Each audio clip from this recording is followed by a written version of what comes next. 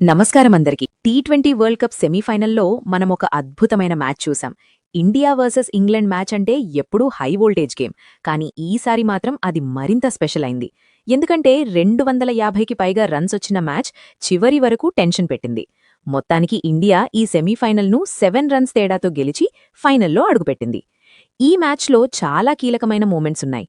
సంజూ శాంసన్ అద్భుత బ్యాటింగ్, బుమ్రా వేసిన death overs, Hardik Pandya all round performance, Tilak Varma finishing, ఇంకా చాలా ఉన్నాయి.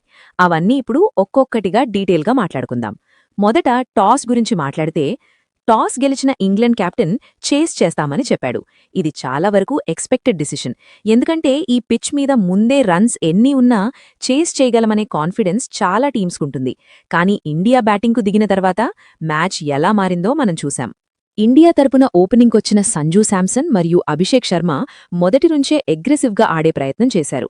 అభిషేక్ శర్మ కొన్ని మంచి షాట్లు ఆడినా ఎక్కువసేపు నిలవలేకపోయాడు. అయితే అతను అవుట్ అయిన తర్వాత మ్యాచ్లో అసలు షో స్టార్ట్ అయింది. సంజూ శాంసన్ ఈ మ్యాచ్లో నిజంగా అద్భుతంగా బ్యాటింగ్ చేశాడు. ఆర్చర్ లాంటి ఫాస్ట్ బౌలర్ను కూడా చాలా కూల్గా హ్యాండిల్ చేశాడు.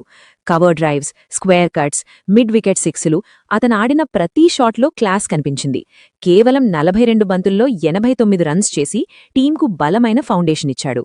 ఇది వరుసగా రెండవ మ్యాచ్లో కూడా అతనికి ప్లేయర్ ఆఫ్ ద మ్యాచ్ రావడానికి ప్రధాన కారణం. సంజూ శాంసన్కు మరోవైపు నుంచి మంచి సపోర్ట్ ఇచ్చింది ఇషాన్ కిషన్. అతను కూడా చాలా ఫాస్ట్గా రన్స్ చేశాడు. 18 బంతుల్లో 39 రన్స్ చేసి మ్యాచ్ టెంపోను పూర్తిగా ఇండియా వైపు తిప్పాడు. ఇద్దరి మధ్య వచ్చిన పార్ట్నర్షిప్ వల్లే ఇండియా స్కోర్ వేగంగా పెరిగింది. తర్వాత బ్యాటింగ్కొచ్చిన శివం దూబే స్పిన్నర్లపై అటాక్ చేశాడు. ఆదిల్ రషీద్ బౌలింగ్లో కొట్టిన 2 భారీ సిక్సులు మ్యాచ్ మొమెంటంను పూర్తిగా మార్చేశాయి. అతను 25 బంతుల్లో 43 రన్స్ చేసి కీలకమైన కాంట్రిబ్యూషన్ ఇచ్చాడు. ఇన్నింగ్స్ చివర్లో వచ్చిన తిలక్ వర్మ అసలు ఫినిషింగ్ షో ఇచ్చాడు. కేవలం 7 బంతుల్లో 21 రన్స్ చేసి 3 భారీ సిక్సులు కొట్టాడు.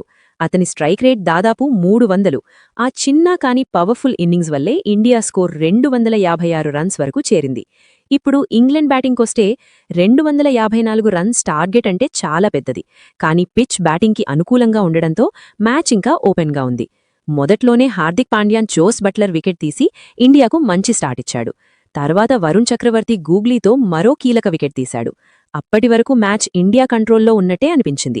కానీ అక్కడి నుంచి ఇంగ్లాండ్ తరపున ఒక యువ ఆటగాడు మ్యాచ్ను పూర్తిగా మార్చేశాడు, జేకబ్ బెథెల్. ఈ టోర్నమెంట్లో మొదటిసారి ఆడుతున్నప్పటికీ అద్భుతమైన ఇన్నింగ్స్ ఆడాడు. ఇండియా బౌలర్లపై ధైర్యంగా షాట్లాడుతూ సెంచరీ పూర్తి చేశాడు. ప్రెషర్ మ్యాచ్లో ఇంత గొప్ప ఇన్నింగ్స్ ఆడటం నిజంగా ప్రశంసించాల్సిన విషయం. అతను అవుట్ అయ్యే వరకు మ్యాచ్ ఎవరివైపు వెళ్తుందో చెప్పలేని పరిస్థితి ఉంది. ఈ మ్యాచ్లో నిజంగా తేడా తీసుకొచ్చింది ఇండియా ఫీల్డింగ్. అక్షర్ పటేల్ తీసుకున్న 2 అద్భుత క్యాచులు మ్యాచ్ను పూర్తిగా మార్చేశాయి. బౌండరీ లైన్ దగ్గర తీసిన క్యాచులు చాలా కీలకం. అలాగే కెప్టెన్గా సూర్యకుమార్ యాదవ్ చేసిన బౌలింగ్ చేంజెస్ కూడా చాలా స్మార్ట్. బుమ్రాను సరైన టైంలో తీసుకురావడం మ్యాచ్ టర్నింగ్ పాయింట్ అయింది. డెత్ ఓవర్స్లో జస్ప్రీత్ బుమ్రా మళ్లీ తన క్లాస్ చూపించాడు. 16వ ఓవర్, 18వ ఓవర్లలో అతను వేసిన యార్కర్స్ ఇంగ్లాండ్ బ్యాటర్లను పూర్తిగా ఆపేశాయి. అక్కడే మ్యాచ్ ఇండియా వైపు తిరిగిపోయింది. చివర్లో హార్దిక్ పాండ్యా కూడా అద్భుతంగా బౌలింగ్ చేశాడు. బ్యాటింగ్లో రన్స్ చేయడం, బౌలింగ్లో కీలక వికెట్స్ తీసుకోవడం, ఈ మ్యాచ్లో అతని ఆల్రౌండ్ పర్ఫార్మెన్స్ చాలా ముఖ్యమైనది. చివరకు ఇంగ్లాండ్ ఎంత ప్రయత్నించినా టార్గెట్ను చేరుకోలేకపోయింది. ఇండియా 7 రన్స్ తేడాతో ఈ థ్రిల్లర్ మ్యాచ్ గెలిచింది. మొత్తానికి ఈ మ్యాచ్లో మనం చూసింది ఒక పూర్తి క్రికెట్ ప్యాకేజ్.